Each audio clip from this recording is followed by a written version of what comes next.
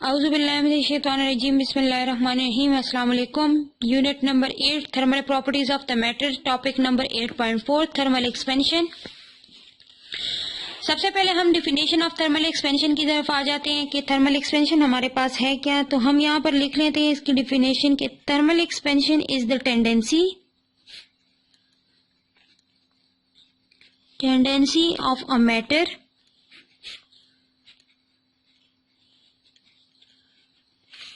to change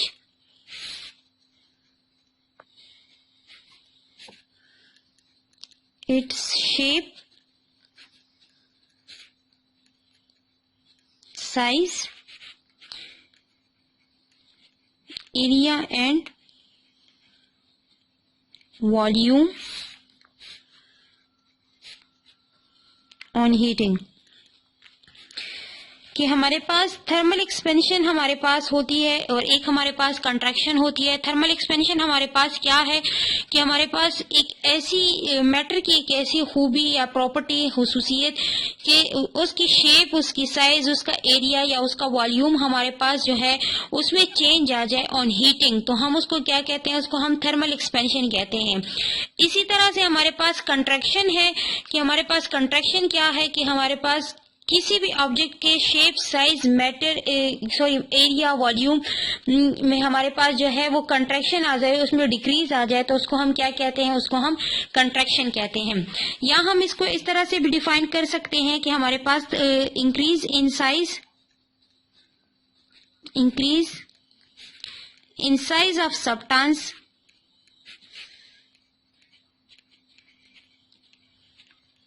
on heating. ठीक है कि हमारे पास किसी भी ऑब्जेक्ट, किसी भी सब्सटेंस के साइज में इंक्रीज आ जाए जब हम उसको हीट अप करते हैं, तो उसको हम क्या कह सकते हैं, उसको हम थर्मल एक्सपेंशन कह सकते हैं। थर्मल एक्सपेंशन अब हमारे पास डिपेंड किन चीजों पे करता है, तो थर्मल एक्सपेंशन हमारे पास डिपेंड करता है नेचर ऑफ मटेरियल पे। नेचर ऑफ मटेरियल, अब नेचर ऑफ मटेरियल हमारे पास क्या है कि हमारे पास कुछ चीजें जो हैं वो जल्दी से एक्सपेंड हो जाती हैं, कुछ चीजें कुछ टाइम लेती हैं फॉर एक्सपेंशन। तो एक हमारे पास ये हो गया। दूसरा हमारे पास चेंज इन टेम्परेचर है कि हमारे पास चेंज इन टेम्परेचर कितना आया है, आया वो हमारे पास एक्सपेंशन ज्यादा लेकर आएगा या कम लेकर आएगा। ठीक है। थर्ड वन हमारे पास है original size of the substance. Original size of substance,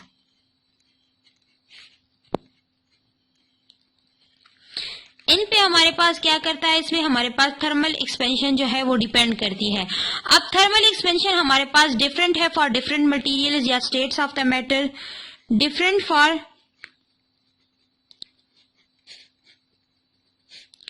different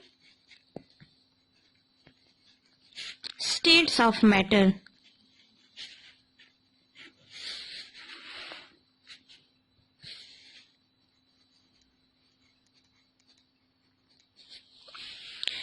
अच्छा, अब हमारे पास different for different states of matter किस तरह से है कि हमारे पास गैसेज एक्सपेंड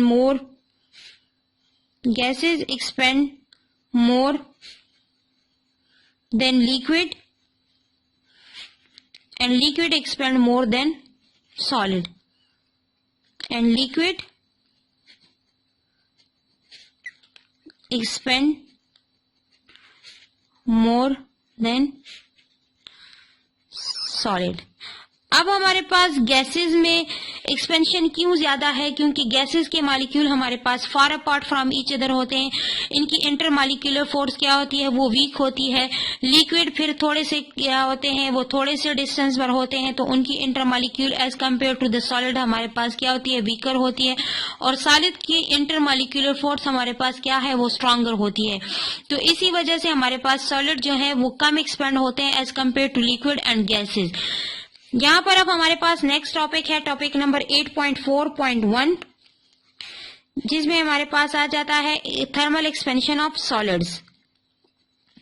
जो फर्स्ट नंबर पे हमारे पास है थर्मल एक्सपेंशन ऑफ सॉलिड्स, कि अब सॉलिड हमारे पास किस तरह की एक्सपेंशन करते हैं, थर्मल एक्सपेंशन ऑफ सॉलिड।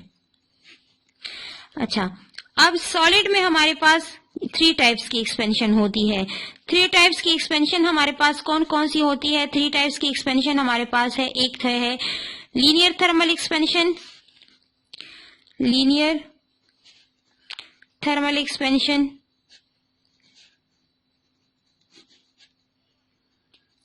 अच्छा लीनियर थर्मल एक्सपेंशन हमारे पास क्या है? Increase in length, increase in length,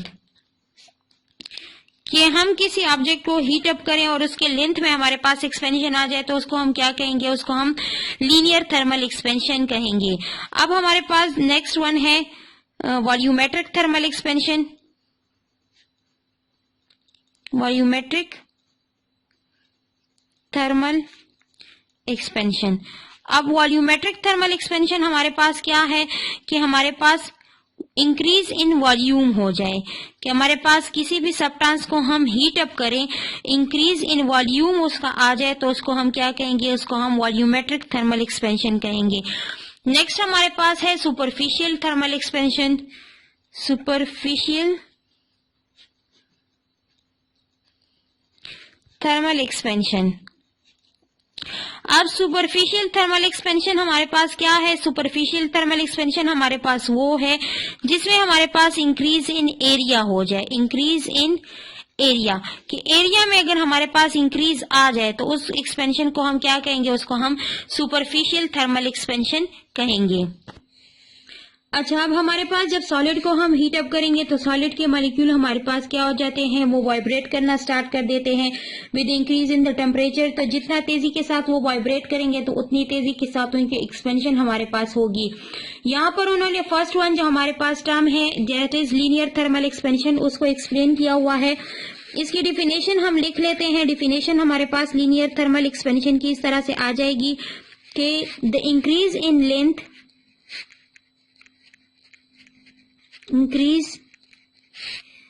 in length of a substance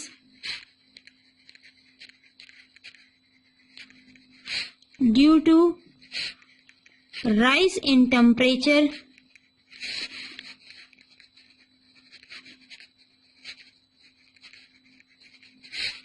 is called linear thermal expansion.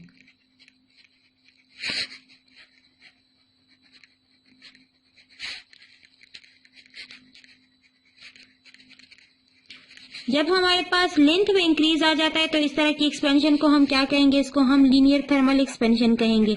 अब यहाँ पर हम आ जाते हैं इसकी एक्सप्लेनेशन की तरफ, और एक्सप्लेनेशन के साथ साथ हम इसका मैथमेटिकल फॉर्म भी जो है वो एक्सप्लेन करेंगे कि हमारे पास किस तरह से एक्सपेंशन होती है। तो यहाँ पर हमारे पास एक रॉड लिया हुआ है कि कंसिडर एक हमारे पास मेटल का रॉड है। अच्छा, हमने यहाँ पर कंसिडर किया कि हमारे पास एक मेटल रॉड है, उस मेटल रॉड की लेंथ हमारे पास ओरिजिनल लेंथ जो है वो L0 है। हम यहाँ पर लिख लेते हैं कि original length of metal rod हमारे पास क्या है? Original length is L0। ठीक है, जब हमारे पास टेम्परेचर क्या था? टेम्परेचर हमने रख लिया कि ओरिजिनल लेंथ थी इसकी L0 एट टेम्परेचर। टेम्परेचर कितना था? टेम्परेचर हमारे पास यहाँ पर है T0। इसको ओ भी हम कह सकते हैं, मीन्स कि टेम्परेचर ऑफ ऑब्जेक्ट, या ओरिजिनल T0 भी कह सकते हैं, TO भी कह सकते हैं। ठीक है, तो ये हमारे पास इसका ओरिजिनल लेंथ और ओरिजिनल टेम्परेचर हो गया। अब जब हमने टेम्परेचर को चेंज किया from T0 to T, change in temperature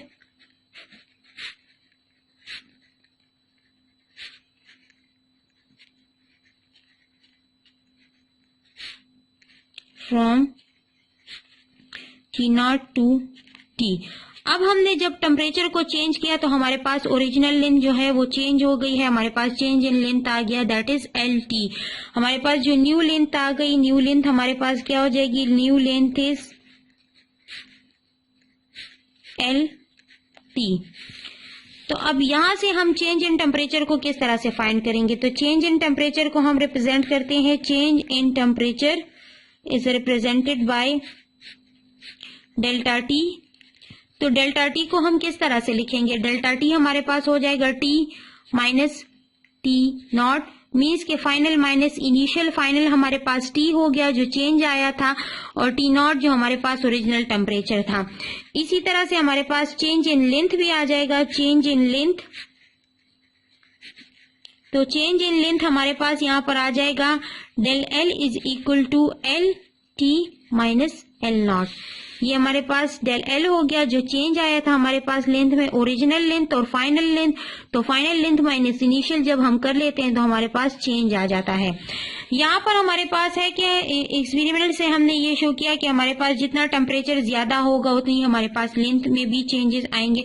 तो हमने यहाँ से एक पॉइंट जो है ना अखज किया है कि हमारे पास delta T is directly related to delta L। यहाँ हम लिख सकते हैं कि delta L is directly related to the delta T। तो ये हमारे पास हो गया इक्वेशन नंबर 1 कि हमारे पास डेल्टा L जो है length that is directly related to the temperature. Temperature हमारे पास इंडिपेंडेंट है, लेंथ इज डिपेंडेंट। हमारे पास डिपेंडेंट क्वांटिटी कौन सी है, वो लेंथ है। टेम्परेचर पे हमारे पास क्या चीज डिपेंड कर रही है, लेंथ डिपेंड कर रही है। अगर टेम्परेचर इंक्रीज होगा तो हमारे पास लेंथ में भी चेंज आएगा, अगर टेम्परेचर में डिक्रीज आएगा तो हमारे पास लेंथ भी डिक्रीज होगा। तो इसका मतलब ये है कि हमारे पास लेंथ और टेम्परेचर का आपस में क्या है, डायरेक्ट रिलेशन है। इसी तरह से हमारे पास जो है वो टेम्परेचर और लेंथ का डायरेक्ट रिलेशन होने की वजह से हमारे पास जो है द चेंज इन लेंथ जो हमारे पास आया है, change in length delta L, वो हमारे पास किस चीज के डायरेक्ट रिलेटेड है, delta L is directly related to L naught. अब ये L नॉट के डायरेक्टली किस तरह से रिलेटेड है कि हमारे पास चेंज इन लेंथ उतना ही ज्यादा आएगा जितना हमारे पास ओरिजिनल लेंथ ज्यादा होगा। अगर ओरिजिनल लेंथ हमारे पास कम होगा तो चेंज इन लेंथ भी कम आएगा। अगर ओरिजिनल लेंथ हमारे पास ज्यादा होगा तो चेंज इन लेंथ भी ज्यादा होगा। मीन्स के ऑब्जेक्ट का ओरिजिनल लेंथ कितना है उसी के हिसाब से हमारे पास उसमें चेंज आएगा। तो इन दोनों में भी हमारे पास डायरेक्ट रिलेशन हो गया। ये हो गया हमारे पास इक्वेशन नंबर 2। अब हम क्या करेंगे, यहां से हम कंबाइन कर लेंगे इक्वेशन नंबर 1 और 2 को। कंबाइनिंग इक्वेशन 1 एंड इक्वेशन 2, इन दोनों इक्वेशंस को हम कंबाइन कर लेंगे। हमारे पास यहाँ पर आ जाएगा delta L is directly related to L naught delta T।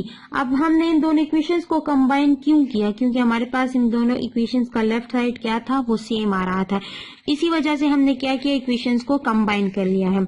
अब हमारे पास यहाँ पर क्या है, इस प्रोपोर्शनलिटी साइन को रिमूव करेंगे हम कांस्टेंट से, तो हमारे पास यहाँ पर आ जाएगा del L is equal to alpha, जिसको हमारे पास कांस्टेंट ऑफ प्रोपोर्शनलिटी है, जिसको हम लीनियर थर्मल एक्सपेंशन का कांस्टेंट कहते हैं। ये हमारे पास जो अल्फा की वैल्यू है ये हमारे पास डिफरेंट फॉर डिफरेंट मटेरियल्स होती है। अब यहाँ से हम डेल L की वैल्यू पुट कर लेंगे। यहाँ पर हम लिख लेंगे where alpha is constant of proportionality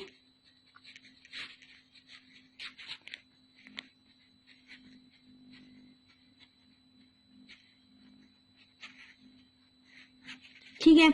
अब हमारे पास यहाँ पर आ जाएगा डेल L की वैल्यू हम डालेंगे इक्वेशन में।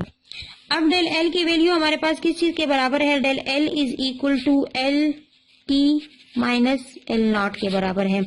ठीक है, हमारे पास इक्वेशन क्या आया था, del L is equal to alpha L naught delta T।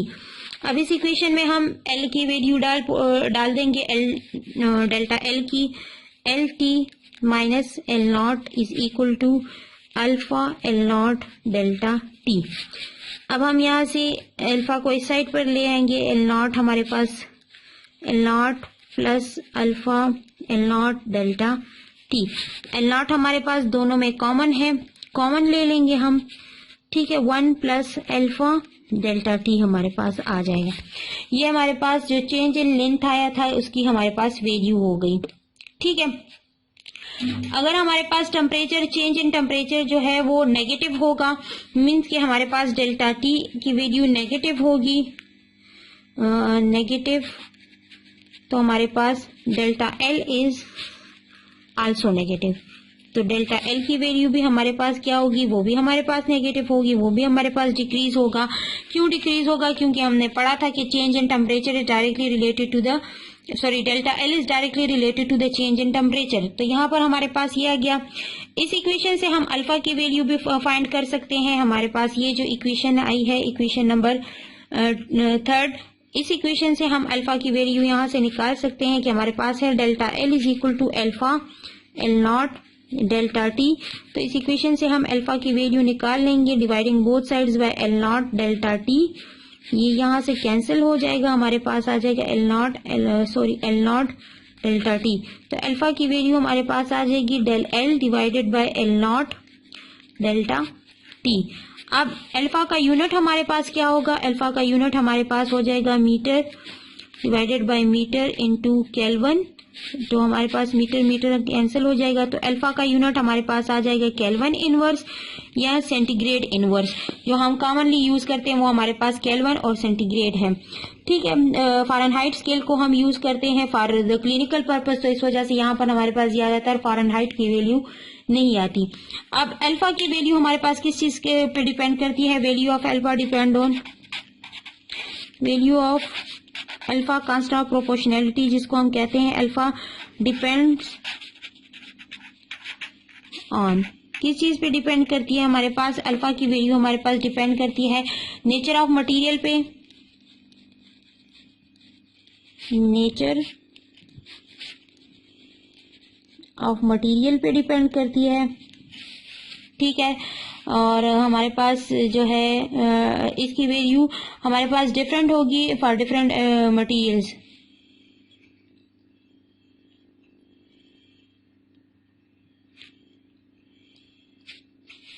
अच्छा, हमारे पास अल्फा की डिफिनेशन को हम इस तरह से अल्फा को डिफाइन कर सकते हैं कि हमारे पास अल्फा जो है न्यूमेरिकली इंक्रीज होगा in 1 metre length of the wire for 1 degree rise in temperature. कि अगर हमारे पास 1 डिग्री राइज इन टेम्परेचर होगा तो हमारे पास 1 मीटर लॉन्ग वायर जो है वो उसमें इंक्रीज आएगा, क्योंकि हमारे पास जो है वो अल्फा किस चीज पे डिपेंड कर रहा है? लेंथ और टेम्परेचर पे डिपेंड कर रहा है। अच्छा, यहाँ पर अब हम बुक की तरफ देख लेते हैं कि हमारे पास बुक में जो है लीनियर थर्मल एक्सपेंशन को किस तरह से डिफाइन किया गया है, क्या क्या दिया गया है बुक में। तो हमारे पास आ जाता है यहाँ पर कि thermal expansion means increase in the size of the substance on heating. Most substances expand when heated and contract when cooled. However, the amount of the expansion or contraction varies depending on the nature of material, the change in the temperature and the original size of the substance. कि हमारे पास increase in length हो जाएगा जब हम किसी substance को heat up करेंगे। हमारे पास सब्सटेंस एक्सपेंड होते हैं हीटिंग पे और कंट्रैक्ट होते हैं कूलिंग पर। हमारे पास एक्सपेंशन डिपेंड करता है, वो नेचर ऑफ मटेरियल पे डिपेंड करता है, चेंज इन टेम्परेचर पे डिपेंड करता है, ओरिजिनल साइज ऑफ सब्सटेंस पे भी डिपेंड करता है। Thermal expansion is different for different states of the matter, solid, liquid और gases of the same substance. It is experience that gases expand more than liquid and liquid expand more than solids. के हमारे पास gases ज्यादा expand होती हैं, liquid कम expand होते हैं और फिर सॉलिड उससे भी कम एक्सपेंड होते हैं। नेक्स्ट टॉपिक 8.4.1 है thermal expansion of the solid. A solid substance can undergo 3 types of the expansion. Change in length तो लीनियर थर्मल एक्सपेंशन होगा, एक्सपेंशन इन एरिया तो सुपरफिशियल थर्मल एक्सपेंशन होगा, एक्सपेंशन इन वॉल्यूम होगा तो उसको हम volume या क्यूबिकल थर्मल एक्सपेंशन कहेंगे। As the temperature of the solid is raised, जिस तरह से हमारे पास सॉलिड का टेम्परेचर ज्यादा होगा, the molecule vibrate through larger distance, तो हमारे पास मॉलिक्यूल क्या करेंगे? वो वाइब्रेट करना शुरू कर देंगे। जितनी तेजी के साथ वो वाइब्रेट करेंगे उतनी ही उनकी इंटरमॉलिक्यूलर फोर्स हमारे पास क्या होती जाएगी? वो वीक होती जाएगी। The increase in the amplitude of the vibration of molecules causes an increase in the average distance between them. जितनी हमारे पास नंबर्स ऑफ वाइब्रेशन ज्यादा होंगी उतनी हमारे पास एवरेज डिस्टेंस ऑफ मॉलिक्यूल क्या होता जाएगा? वो इंक्रीज होता जाएगा। Hence solid expand on heating, conversely solid contract as the temperature is lower. जब हम टेम्परेचर को इंक्रीज करते हैं तो सॉलिड एक्सपेंड होते हैं, जब उसको कम करते हैं टेम्परेचर को तो सॉलिड हमारे पास क्या होते हैं? कंट्रैक्ट होते हैं। अच्छा, नेक्स्ट हमारे पास यहाँ पर है linear thermal expansion of the solid. The increase in the length of the substance due to the rise in temperature is called linear thermal expansion. Consider a metal rod having original length L0 at the temperature T0. After heating metal rod to the temperature T, the rod expands to its new length LT. Original length तो इसका L0 था, original temperature T0 था। जैसे ही हमने temperature को increase किया T तक तो हमारे पास चेंज इन लेंथ आया, न्यू लेंथ हमारे पास LT बन गई। अच्छा, फिगर आप लोगों के पास शो की गई है। This means that the change in the temperature delta T, तो डेल्टा टी को हम रिप्रेजेंट कर सकते हैं टी, चेंज इन टेम्परेचर हुआ, और फिर ओरिजिनल से माइनस कर देंगे तो हमारे पास आ जाएगा चेंज इन टेम्परेचर। इसी तरह से चेंज इन लेंथ हमारे पास है del L is equal to L naught minus delta L T. यहाँ पर ये टर्म लिखा इन्होंने बुक में गलत मेंशन किया है, ये हमारे पास है L T minus L not, means के जो चेंज आएगा उससे हम ओरिजिनल को माइनस करेंगे तो हमारे पास चेंज इन लेंथ जो है उसकी वैल्यू आ जाएगी। Experiments indicate that the change in length delta L is almost of almost all solid is to be a good approximation directly proportional to the change in temperature as long as it's not too large। कि हमारे पास experimentation से हमें ये बात वाज़ेह हो गई है, सामने आ गई है कि हमारे पास जितना टेम्परेचर इंक्रीज होगा उतना ही हमारे पास लेंथ में भी इंक्रीज आएगा। This means the change in temperature the length also change, more the change in temperature more the change in length and vice versa। तो हमारे पास change in length is directly related to the change in temperature है। यहाँ पर आप लोगों के पास figure दिखाई गई है, ये इसका ओरिजिनल लेंथ था, फिर हमारे पास जब टेम्परेचर चेंज हुआ तो हमारे पास लेंथ में भी चेंज आया जिसको हमने एल टी का नाम दे दिया। The change in length delta L is also proportional to the original length of the object. This is for same the temperature increase as 4 meter long iron rod will increase in length twice as much as 2 meter long iron rod। कि हमारे पास जितना original length होगा तो हमारे पास जो है उतनी ही temperature में भी ज्यादा चेंज आएगी। अब 2 मीटर लॉन्ग रॉड की निस्बत हमारे पास जो 4 मीटर लॉन्ग रॉड है उसमें इंक्रीज ज्यादा आएगा क्योंकि उसकी लेंथ जो हमारे पास ओरिजिनल है वो ज्यादा है। तो हम इसको इस प्रोपोर्शनैलिटी में लिख सकते हैं कि हमारे पास delta L is directly related to L naught. Combining equation number 1 and 2 that is del L is directly related to del T. हमने इनको कंबाइन कर लिया, हमारे पास इक्वेशन आ गई del L is directly related to L naught delta T. Change the proportionality into equality, del L is equal to alpha L naught delta T, where alpha is the constant of proportionality in Lescas called the coefficient of linear thermal expansion for particular material and has unit of centigrade inverse and in SI Kelvin inverse। हमारे पास यहाँ पर change in length की value हम put कर देंगे that is L T minus L naught. यहाँ पर भी इन्होंने गलत मेंशन किया है। We can write the above equation as L T minus L naught is equal to alpha L naught delta T. L naught को कॉमन ले लें, हमारे पास आ जाएगा L T is equal to L naught 1 plus alpha del T. If the change in temperature is negative then del L LT minus L naught is also negative। The length shortens as the temperature decreases। कि हमारे पास अगर temperature कम होगा तो हमारे पास length भी कम जो है वो इंक्रीज होगा, मीन्स के डिक्रीज होगा।